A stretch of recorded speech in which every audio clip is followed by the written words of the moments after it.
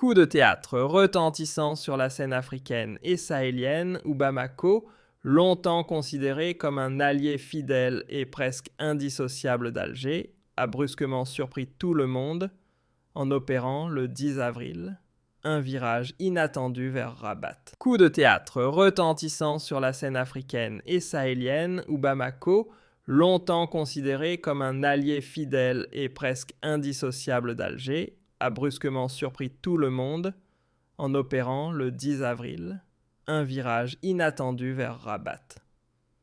C'est le ministre malien des Affaires étrangères, Abdellah Diop, qui a entériné ce basculement en annonçant publiquement la fin du soutien à la République arabe sahraoui démocratique, une déclaration faite aux côtés de son homologue marocain Nasser Bourita en visite officielle à Bamako. Dans la continuité, les autorités maliennes ont validé sans détour le plan d'autonomie proposé par le Maroc en reconnaissant sa crédibilité et sa légitimité, s'inscrivant ainsi dans le sillage de plusieurs pays qui défendent l'idée d'un Sahara occidental placé sous souveraineté marocaine. Un revirement d'ampleur presque déconcertant, surtout quand on se rappelle que le Mali figurait, jusqu'alors parmi les soutiens les plus affirmés de la cause sahraoui. Le Mali aurait pris cette décision pour tourner le dos à l'Algérie et rejoindre le camp du Maroc. C'est le sujet brûlant auquel je vous invite aujourd'hui. C'est un débat autour de ce sujet brûlant auquel je vous invite aujourd'hui en présence de deux invités de marque qui ont vraiment eu la gentillesse et l'amabilité de répondre à notre invitation. Donc j'ai l'honneur et le grand plaisir d'accueillir aujourd'hui Madame Fatou Ditante, défenseur des droits humains, sénégalaise activiste, et l'une des figures de l'opposition sénégalaise qui dirige aujourd'hui une plateforme de la diaspora sénégalaise.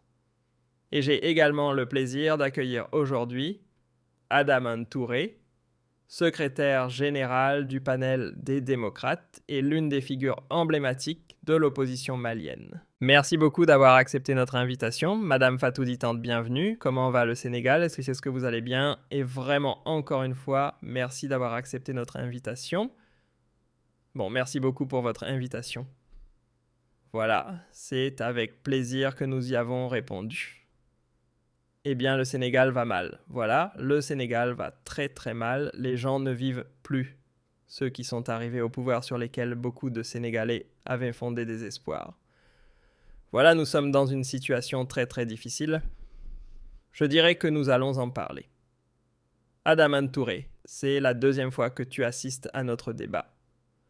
Je me permets de te tutoyer parce que nous sommes devenus amis par la force des choses.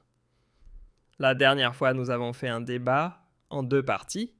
Merci d'avoir accepté notre invitation. Comment cela se passe-t-il alors au niveau de l'opposition malienne? Je rappelle que tu es l'une des figures emblématiques de l'opposition malienne et que tu diriges une forme de gouvernement de transition en exil à l'étranger. Si je me trompe, tu me corriges. Absolument ça, je suis Premier ministre du gouvernement civil de la transition civile du Mali à Genève. Et donc c'est à ce titre aussi que je vais m'exprimer, notamment au regard de l'évolution de la situation diplomatique au Mali. Parfait. Alors, on va commencer par le point qui nous intéresse. Enfin, tous les points nous intéressent. Tout ce qui se passe en ce moment dans la région nous intéresse, mais force est de constater qu'il y a eu quand même une évolution spectaculaire. Puisqu'elle est majeure, le Mali a décidé d'appuyer le plan d'autonomie marocain, le plan d'autonomie sous souveraineté marocaine du territoire du Sahara occidental. Il ne reconnaît plus la ASD. Alors pourquoi est-ce un événement? Je m'explique. Le Mali reconnaît la République arabe sahraoui démocratique depuis 1980. La RRASD est membre à part entière de l'Union africaine depuis 1982. Ce qui a d'ailleurs incité le Maroc à quitter l'Union africaine en 1984. Il n'est revenu que plusieurs décennies plus tard, dans 2017. Donc pour l'Union africaine, c'est un pays qui existe réellement. Alors, paradoxalement, ces dernières années, de plus en plus de pays africains retirent leur reconnaissance à la RASD et décident de s'aligner sur la position marocaine qui considère que le Sahara occidental est une province du Maroc, ne méritant pas plus qu'un statut d'autonomie. Alors, selon les chiffres que nous avons peut-être les plus actualisés dont on va débattre, parce qu'on ne sait plus vraiment qui est avec qui, maintenant c'est devenu une confusion générale en Afrique. Il y a 54 États en Afrique. On va dire qu'une vingtaine de pays ont déjà ouvert un consulat, au Sahara occidental, notamment à Dakhla, en tout cas sur le territoire du Sahara occidental. Il y a encore une dizaine ou une vingtaine de pays africains qui reconnaissent la République arabe sahraoui démocratique. Il y a même des représentants du Polisario au niveau de leur territoire national. Il y a d'autres pays qui sont dans une forme de neutralité intrigante, ils sont amis avec le Maroc, mais ils n'ont pas pris leur distance avec la RASD. Donc on va essayer de comprendre tout ça. Cela devient, comme on dit chez nous en Algérie, une tchekchouka. Cela veut dire vraiment un plat d'une très grande complexité qui provoque des indigestions chez toutes les personnes qui essaient de comprendre ce dossier délicat du Sahara occidental. Alors, je vais commencer par Adaman, parce que tu es malien, donc tu es une des figures de l'opposition malienne. Alors, qu'est-ce qui s'est passé, Adaman ? Pourquoi le Mali a-t-il changé radicalement sa position ? Pourquoi aujourd'hui, depuis le 10 avril 2026, a-t-il décidé de s'aligner sur le Maroc ? Est-ce qu'il y a eu un marchandage des concessions ou bien le Mali a-t-il pris cette décision juste pour divorcer totalement avec l'Algérie à cause des malentendus qu'il y a entre les deux pays ? Et pour dire voilà, j'ai décidé finalement que l'ennemi de mon ennemi est mon ami, j'ai décidé de faire une alliance avec le Maroc. Alors merci pour la question. Il y a plusieurs lectures de la situation. La première lecture que je fais, c'est que d'abord la junte malienne est isolée diplomatiquement et sinistrée financièrement. Et donc, cette reconnaissance de la souveraineté marocaine sur le Sahara occidental est une forme de marchandage de la diplomatie malienne et constitue vraiment une violation de la tradition diplomatique du pays. Et donc, cette junte marchande, en fait, l'offre diplomatique du Mali au plus offrant. Il n'y a aucune doctrine, il n'y a aucune éthique, il n'y a aucune politique cohérente. C'est, tu veux me donner quoi, je te cède la voie du Mali, en fait. Et donc, il y a clairement cela derrière cette décision de dire, d'accord, si vous pouvez nous aider financièrement, diplomatiquement, eh bien, nous reconnaissons votre souveraineté sur le Sahara occidental. Pourquoi pas ? Et ensuite, il y a clairement une volonté de désavouer l'Algérie, de gêner l'Algérie, j'ai presque envie de dire, d'invectiver l'Algérie, dont on connaît l'attachement profond au principe de l'autodétermination des peuples et à la cause sahraoui en Afrique et dans le monde. Et le Mali viole là 3 principes fondamentaux. La diplomatie malienne, que le gouvernement civil respecte scrupuleusement, repose d'abord sur le principe de l'autodétermination des peuples, qui est le corollaire de la décolonisation. Et donc il reste encore une poignée d'États à décoloniser dans le Sahara occidental, et le Mali a toujours été viscéralement attaché à ces principes. Alors Adaman, pas de langue de bois, juste quand tu dis tout à l'heure qu'il y a eu ce marchandage ou « dis-moi combien tu me donnes », je te céderai la voie du Mali. Qu'est-ce que le Maroc aurait offert au Mali ? Est-ce que vraiment, d'abord, le Maroc, ce n'est pas le Qatar, ce n'est pas les Émirats arabes, jusqu'à preuve du contraire. Qu'est-ce que le Maroc aurait pu fournir comme assistance financière ou quel aurait été le chèque que le Maroc aurait pu signer ou donner aux dirigeants maliens ? Est-ce que ce n'est pas une exagération des faits ?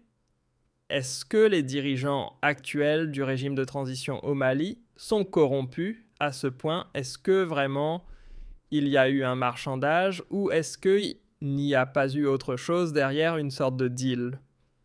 Là, on est ensemble contre l'Algérie, le régime algérien. Est-ce que ce n'est pas plus politique géopolitique que financier? C'est les deux. Parce que si vous écoutez l'interview conjointe des deux chefs, disons le chef de la diplomatie marocaine et le chef présumé de la diplomatie de la junte, vous verrez que le Maroc annonce quelques concessions d'ordre économique et à l'égard du Mali, ouvre la porte à une aide financière, à une aide économique, à des projets d'envergure. Donc n'oublions pas que l'État malien est à sec en banqueroute quasiment. Le pays est financé, comment dire, notamment pour environ 1 milliard de dollars depuis l'arrivée de Wagner. C'est ce que coûte la garde prétorienne russe au Mali, et les dépenses militaires ont vraiment ruiné le pays.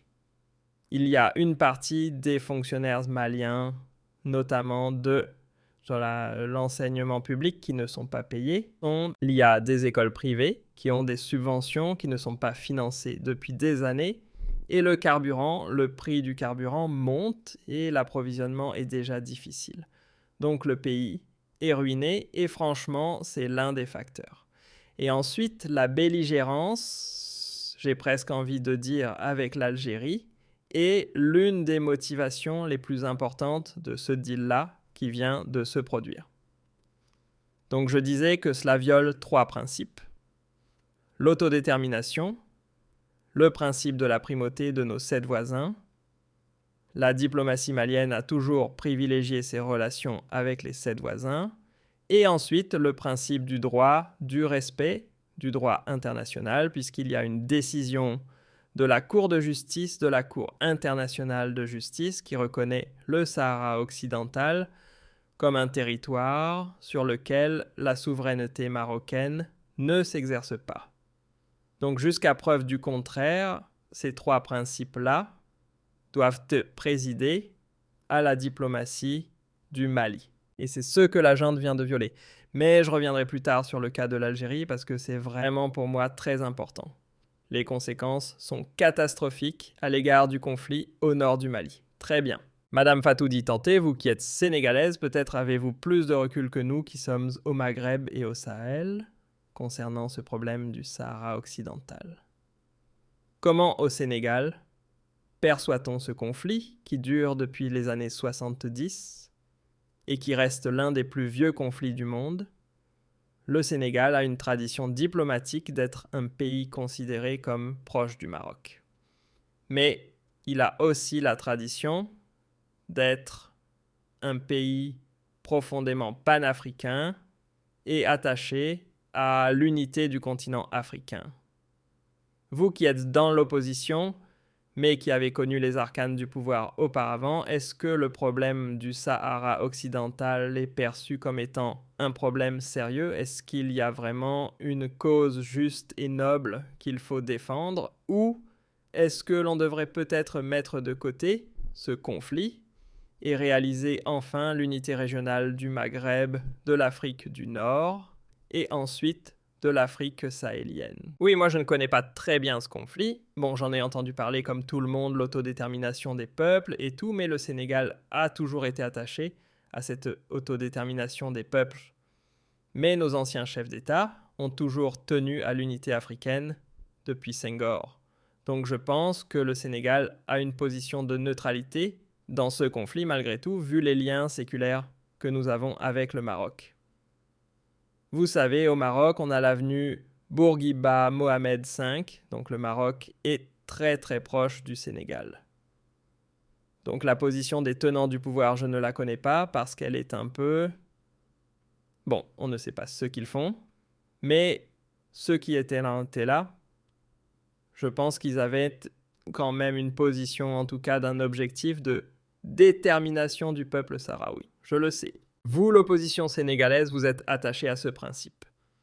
Vous, en tant qu'opposition sénégalaise, est-ce que vous donnez le droit au Front Polisario de défendre le principe d'autodétermination et de dire que le territoire du Sahara devrait disposer de lui-même et pourrait exister comme État souverain? Est-ce que vous, en opposition sénégalaise, vous êtes davantage d'accord avec cette vision? Ou êtes-vous pour un Maroc unifié en disant non, le Sahara occidental, historiquement, c'est une province marocaine. Cela devrait rester dans le giron du Maroc et une autonomie aurait été suffisante. On n'a pas besoin de créer un autre État en Afrique. Vous savez, au Sénégal, on a aussi ce problème en Casamance. La Casamance, ce n'est pas tout à fait le même problème parce que la Casamance, le MFDC, bon, au début, le MFDC était un mouvement de contestation parce que les gens de la Casamance estimaient qu'ils n'étaient pas bien intégrés dans l'État. Et maintenant, c'est devenu un mouvement de contestation rebelle. Ils demandent leur autonomie. Voilà, donc cela me rappelle cette histoire du MFDC. Mais nous avons toujours dit qu'il faut que les peuples se mettent ensemble, nous, au Sénégal, parce que la Casamance fait partie du Sénégal. Ce qui est différent quand même de la République arabe sahraoui, qui est un État hors du Maroc. Même si le Maroc est un ancien État, mais je ne connais pas bien l'histoire, je ne vais pas trop m'aventurer. Mais ce que je sais, c'est que le Sénégal connaissant, le Sénégal est pour l'autodétermination des peuples. Je dis bien. Voilà. Donc, on aimerait quand même un Maghreb uni, bien sûr, parce que cette situation n'arrange personne. Voilà, cette situation n'arrange personne. Alors, est-ce que l'on peut parler brièvement de l'état actuel des relations entre le Sénégal et le Maroc, notamment à la lumière de ce qui s'est passé avec la Coupe d'Afrique des Nations? Est-ce qu'il n'y a pas une fracture? Parce que vraiment, on a toujours cru que c'était une lune de miel entre le Sénégal et le Maroc. Cela a toujours été une lune de miel historiquement diplomatique. Mais là, on a l'impression que ce n'est plus le cas. Que depuis ce qui s'est passé au niveau de la Coupe d'Afrique des Nations, on a l'impression que les Sénégalais se sont sentis trahis, qu'ils ont l'impression d'avoir été lésés, qu'ils se considèrent comme victimes d'un complot. On voit les déclarations officielles des autorités sénégalaises, actuellement très engagées, très virulentes. Est-ce que ce n'est pas la fin de la lune de miel? Est-ce que le football n'a pas provoqué, n'a pas gâché cette lune de miel entre Rabat et Dakar? Oui, je pense que ce qui s'est passé au moment de la Coupe du Monde, de la Coupe d'Afrique, a provoqué une cassure. Mais c'est au niveau du peuple, parce que moi je n'ai pas entendu nos dirigeants, ceux qui sont là en tout cas, en parler de manière officielle. Mais cette cassure, c'est au niveau du peuple qui déplore ce comportement du Maroc que nous ne comprenons pas parce qu'ils sont toujours là-bas emprisonnés.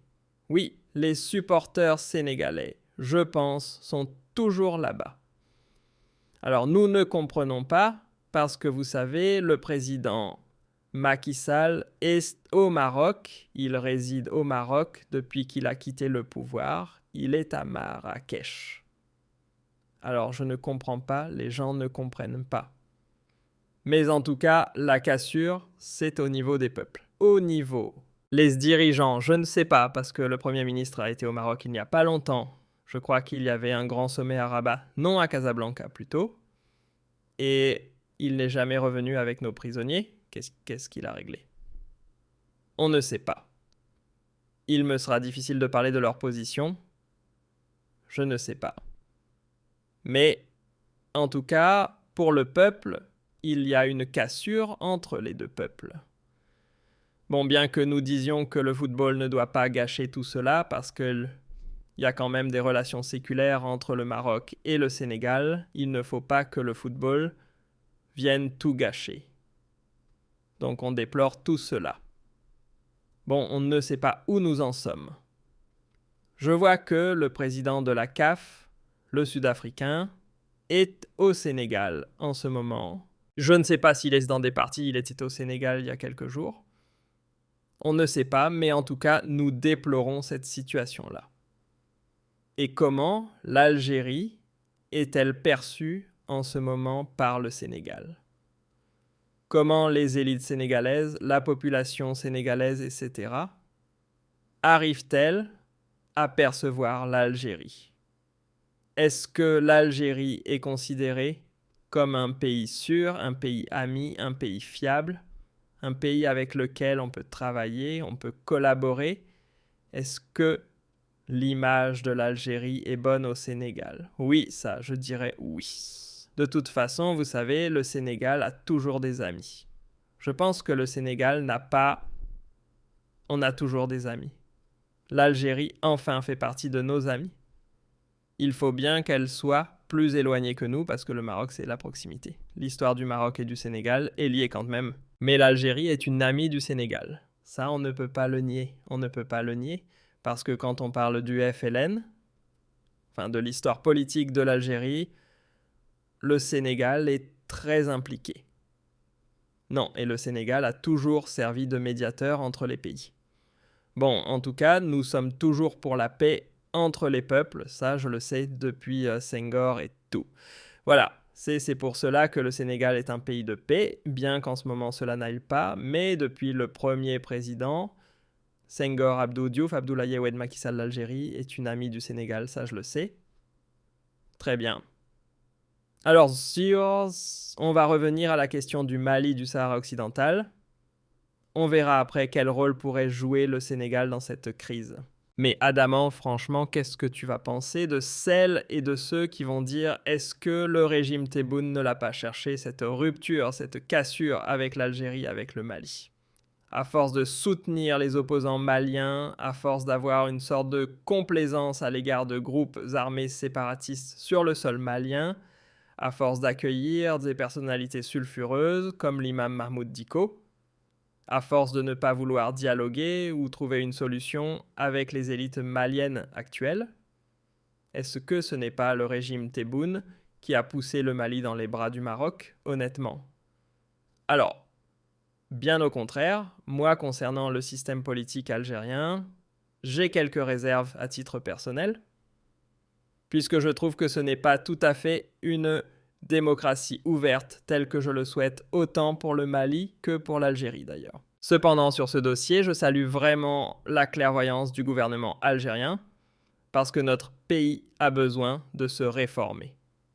Notre État est un État cramponné à des modèles coloniaux ultra centralisés, conflictogènes, hégémoniques, accapareurs de toutes les ressources pour la métropole coloniale qu'est Bamako, si je peux m'exprimer ainsi. Et donc c'est un État qui ne veut pas concéder aux communautés au territoire leur pleine autonomie. Et le Mali lui-même est né fédéraliste. C'est-à-dire que l'empire du Mali était un empire fédératif. Donc le Mali soit sera fédératif, soit il ne le sera pas. Et le Mali, c'est un creuset culturel, ce sont vraiment plusieurs minorités culturelles qui se sont agrégées pour former ce pays. Et donc l'Algérie a été clairvoyante de comprendre qu'il fallait aller vers une autonomie locale, non pas seulement du nord, mais de l'ensemble des territoires maliens. Et cela a abouti à un accord négocié à Alger sous la médiation algérienne en 2015. Et cet accord comporte quelques points que l'on pourrait améliorer, notamment certaines dispositions transitoires qui posent problème, mais pour l'essentiel, c'était un très bon accord, puisque l'accord consacre la souveraineté pleine et entière du Mali et le respect absolu de l'intégrité territoriale du Mali. Sauf que l'État malien, obsédé par ce modèle jacobin à la française, conspue la France, mais embrasse son modèle colonial et invective toute personne qui menace la perpétuation de ces modèles, y compris l'Algérie. Et c'est pour cela que ce dossier est dangereux, parce que nos relations avec le Maroc ne doivent pas dépendre de nos humeurs ou de nos relations avec l'Algérie. Et cela déshonore d'ailleurs le Maroc de devoir traiter avec une junte pour parvenir à une telle reconnaissance parce que le peuple malien n'est nullement engagé par la junte. Ce discours est trop important pour qu'une junte le détermine. Cette décision est trop importante pour cela. Mais le danger ici, c'est quoi? Comme je l'ai dit tantôt, le Mali pour faire mal à l'Algérie, pour désavouer l'Algérie, pour se cramponner à son modèle colonial, est prêt à tout y compris à dealer. Comme l'a dit le ministre des Affaires étrangères de la junte, que le Mali serait prêt à dealer avec le diable. Alors, Adaman, tu reconnais que s'il n'y avait pas eu de crise avec le régime algérien, s'il n'y avait pas eu de tension avec Alger, s'il n'y avait pas eu cette fracture avec Alger, est-ce que Bamako, est-ce que le Mali aurait franchi ce pas vers la reconnaissance de la souveraineté du Maroc sur le Sahara occidental? Il ne l'aurait pas franchi s'il n'y avait pas eu cette fracture avec Alger. Là, c'est beaucoup plus pour quelque part, entre guillemets, on va dire le terme, pour embêter l'Algérie, quoi. Merci. C'est la seule motivation du Mali, absolument, c'est pour se venger contre l'Algérie, pour dire, voilà, on a un problème, l'Algérie ne nous soutient pas. Tu as parlé tout à l'heure d'autonomie, mais à Daman, quand même, il faut peut-être se placer dans la peau des militaires maliens. À Bamako, ils n'ont pas en face d'eux des mouvements autonomistes. Ce sont des mouvements séparatistes armés qui ont dominé des villes importantes, comme Kidal. Il y a quand même des mouvements sécessionnistes avec lesquels l'Algérie a une certaine complaisance. Et l'Algérie veut imposer l'accord d'Alger, qui était, selon beaucoup d'experts, le meilleur format, mais que le gouvernement actuel de transition rejette catégoriquement. Alors, qu'est-ce qu'il aurait fallu faire, selon toi, à Daman? Est-ce que l'Algérie n'a pas aussi une part de responsabilité dans ce revirement malien? Non, parce que l'Algérie s'en sortira très grandie de cette affaire et c'est le Maroc qui sera déshonoré d'avoir traité avec une junte. Je vais vous dire pourquoi. D'abord, l'accord de paix de 2015 a précédé l'accord de 2013 de Ouagadougou. Et au moment où cet accord s'est signé, le Mali avait perdu le nord de son territoire, qui était sous le contrôle d'une part de groupes djihadistes et d'autre part de groupes séparatistes. Des groupes séparatistes, effectivement. Et grâce à la médiation algérienne, les groupes séparatistes ont accepté le principe de la tenue d'élections législatives et présidentielles en vue d'avoir un interlocuteur étatique, légitime et légitimé, pour traiter et signer un nouvel accord. Et cette junte qui est née en 2015 des suites d'une insurrection populaire usurpée ou, comment dire, instrumentalisée, a reconnu dans un premier temps, elle a salué et reconnu l'accord de paix de 2015 et a remercié la médiation algérienne dans sa première déclaration. C'est cela qu'ils ont fait. Et c'est seulement par la suite, quand ils ont eu le temps de ruiner le pays, en achetant des armes inadaptées à cette guérilla. D'ailleurs, entre parenthèses, qu'ils ont désavoué à la fois l'accord et l'Algérie. Et ils sont allés dans cette direction extrême de reconnaître la souveraineté marocaine sur un État souverain, comme le Sahara occidental, justement pour embêter, entre parenthèses, entre guillemets, l'Algérie. Mais en cela, je dis que l'Algérie s'en sort grandie parce que c'est inéluctable, c'est cette fédéralisation ou cette autonomisation. Vous savez qu'au Mali, on a des ministres de la décentralisation depuis 30 ans, mais jamais de décentralisation. J'ai vu que d'autres pays ont eu le même processus. Ils ont eu des ministres de la décentralisation pendant 5 ans. En 5 ans, la décentralisation était effective.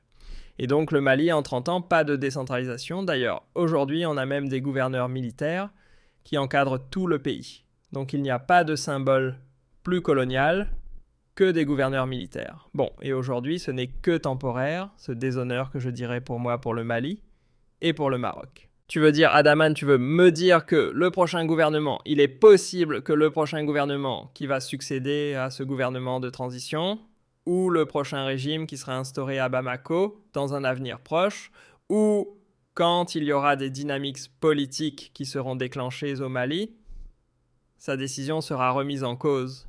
Oui, absolument. Elle ne sera pas actée, définitivement. C'est une décision conjoncturelle. Oui, comme toutes les décisions structurantes de la junte, toutes ces décisions seront démantelées. Pourquoi d'abord? Parce que ce n'est pas légitime, et nous avons une junte qui n'est pas légitimée à prendre une telle décision, comme je l'ai dit. Et aussi parce que cela viole le principe de prioriser nos relations avec nos 7 voisins, dont l'Algérie. Donc tous ceux qui favorisent nos relations d'abord avec nos 7 voisins, dont le Sénégal d'ailleurs, tous ceux qui consolident ces relations, tous ceux qui nuisent à ces relations sera écarté. Adaman, tu veux nous dire que pour le Mali, ses intérêts stratégiques, pour préserver ses intérêts stratégiques, devraient prioriser ses relations avec l'Algérie. Absolument. Il faudrait, si tu étais par exemple au pouvoir, tu aurais priorisé davantage les relations avec l'Algérie que les relations avec le Maroc. Selon toi, il est beaucoup plus utile, beaucoup plus important pour le Mali d'être proche et d'avoir de bonnes relations avec l'Algérie qu'avec le Maroc. Tu es en train de nous dire oui. Pourquoi d'abord ? Parce que le Mali partage plus de 1000 km de frontières avec l'Algérie. Absolument.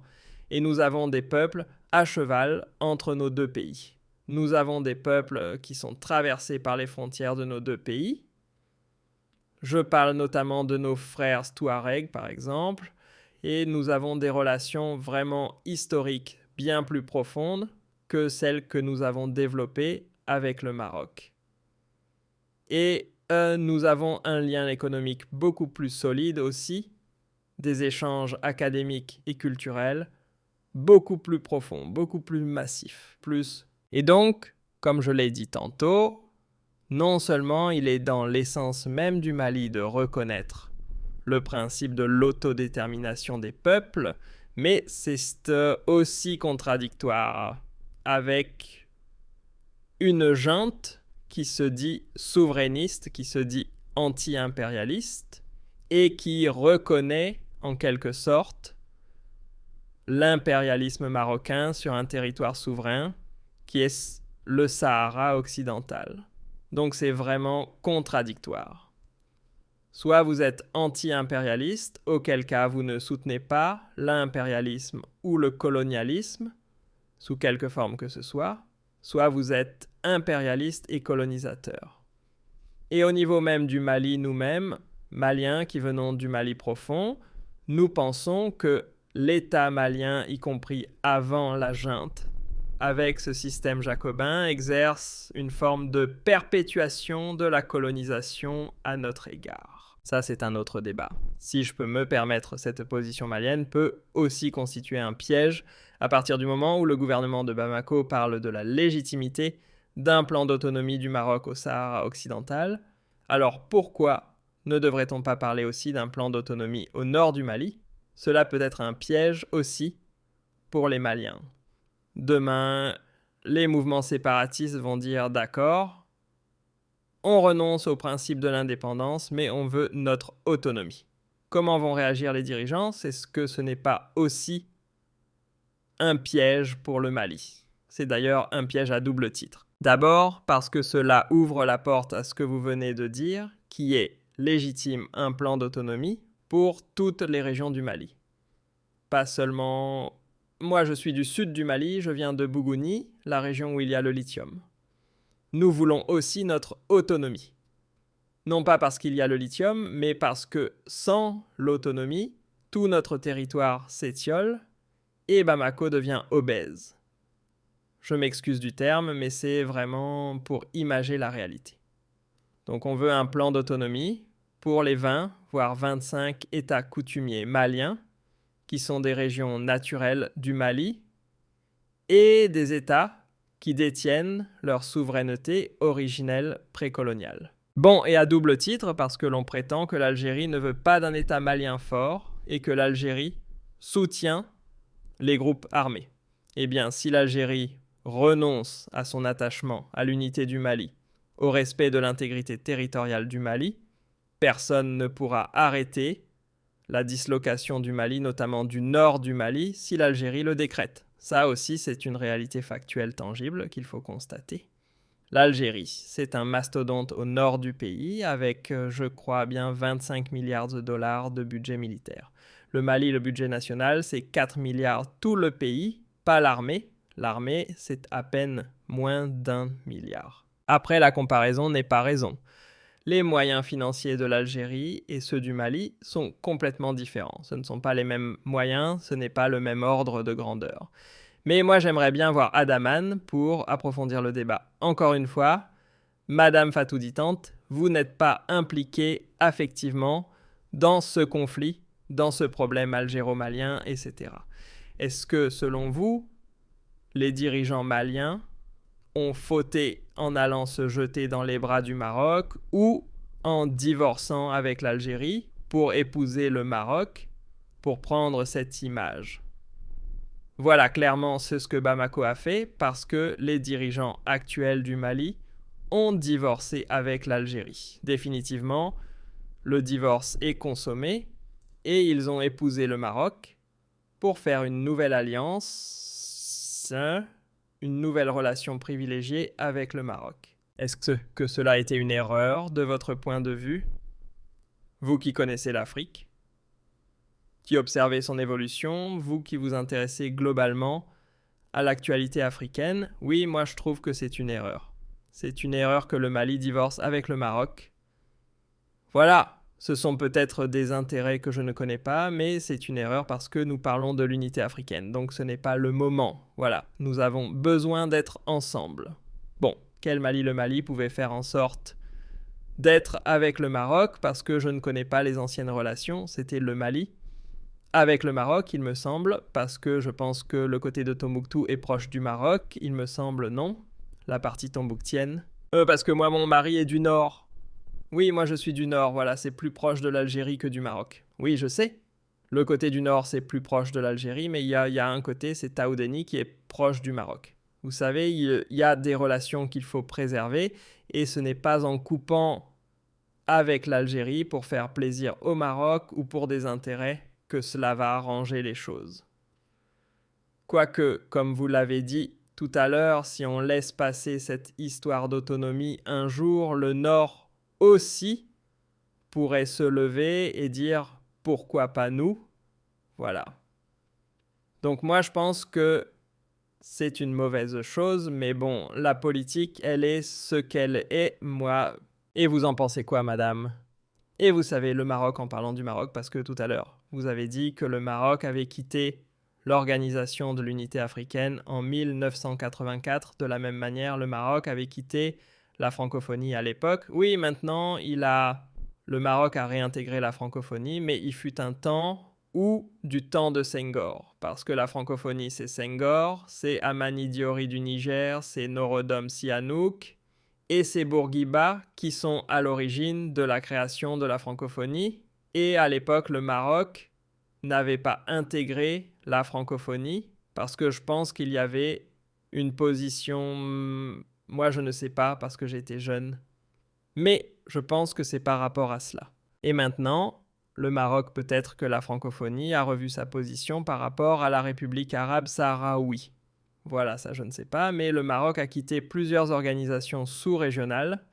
En tout cas, la francophonie est une organisation et maintenant, le Maroc a réintégré la francophonie.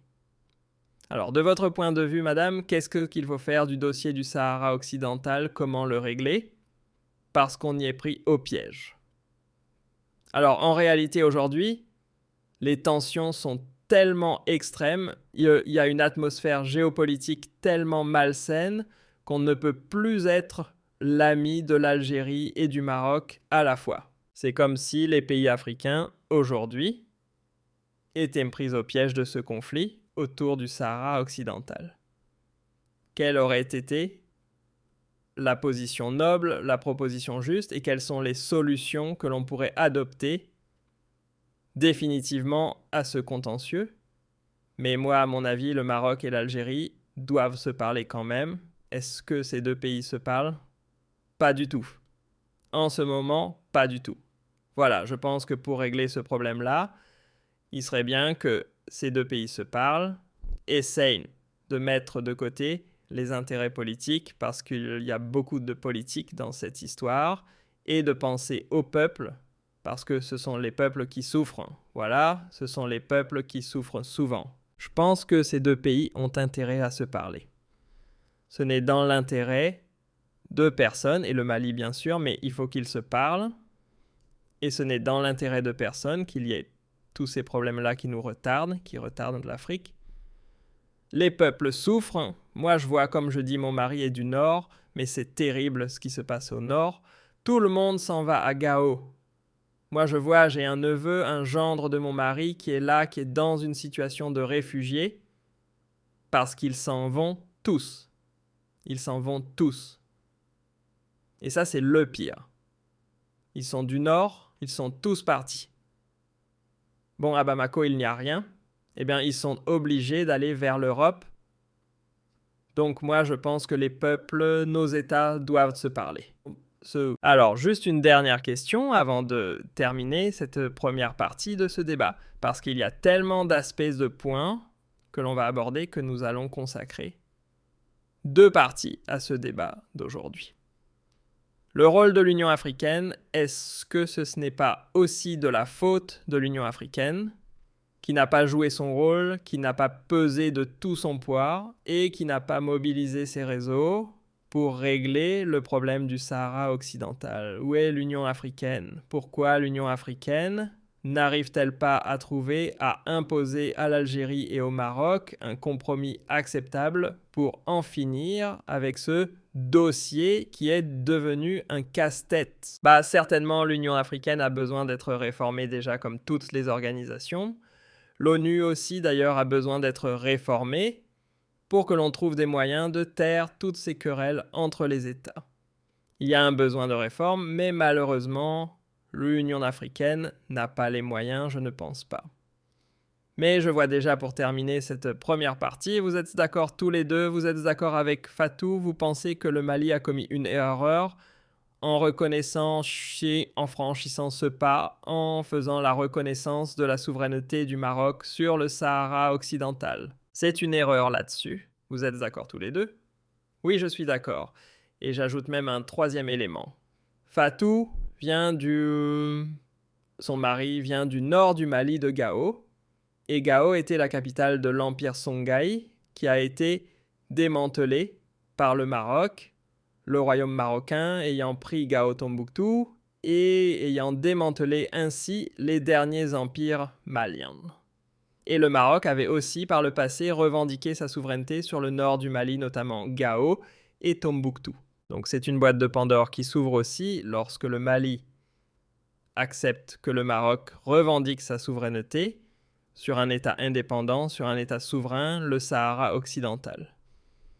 Que demain, que l'on ne soit pas surpris si le Maroc revendique aussi sa souveraineté et sort des documents « Oui, j'avais conquis, j'avais attaqué, j'avais envahi ce pays, je l'avais acquis, j'avais acquis le nord du Mali, Tombouctou, Gao, etc. » Eh bien, nous, Maliens, qu'est-ce que nous allons dire? Nous allons dire « Écoutez, pour la même raison que nous avons reconnu que le Sahara occidental est à vous, le Sahara malien est à vous aussi. » Parce que donc je pense que nos relations avec le Maroc n'ont pas atteint leur plein potentiel. On a vraiment encore beaucoup de choses à faire avec le Maroc parce que c'est un passé assez lointain. On n'a pas de frontières avec eux.